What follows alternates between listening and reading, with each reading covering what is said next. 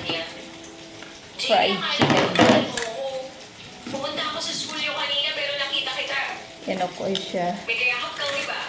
Nagaligan pa kayo. I-slice ko kasi gagawin ko siyang topping sa Ikaw ang unang minahal ko. salad. Uy, I never crispy. expected you to Nakikinig do ako this ng to kwan, me. It's Papa over. Dodot. It's Ay! over. Ito yung tatalbog ko. Narinig ko na lang over the phone na nagsusorry sa JB. Paulit-ulit. Crispy.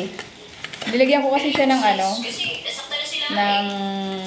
Sinagot ko si Di ba, JB. oh, tinan yung tunog. Sabi ko, "Paano Nilagyan kung ko siya ng... Bigyan mo na sila, Ara. Katawag doon? Doon ka na sa bagong babae. Sweet, kumain ano ba ka. yun? Cornstarch. Nilagyan ko ng cornstarch. Nung araw na yun, Tapos nagpiprito pa ako ng tofu. yakapin siya ng maligpit. Diba? Ang crispy. Chef ang lola nyo ngayon. Ay, inay. Tumutulong na rin ang Masusunog yung ginagawa. kaya ko siyang Yan. Yes, Yes, chef ang lola nyo.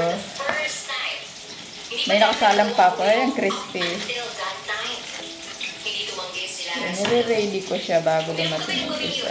Doon kami sa kwarto niya. Kinayahan ko siyang mag-emote habang nag-inom kami. Padali lang ang comfort ko sa kanya. Paulit-ulit kong sinasabi na, Miss, hayaan mo na sila. Ewan na, JB is now the right guy for you. Makakahanap ka rin ng Ayun siya, mas matinong tao. The DJ Rocky, hindi ko nababalayan. Ang bilis uminom ni Lara. Topo na lang. Kaya mabilis din siyang nalasing. Gagawin ko siyang ano mamaya, topping sa salad. Nakisumaya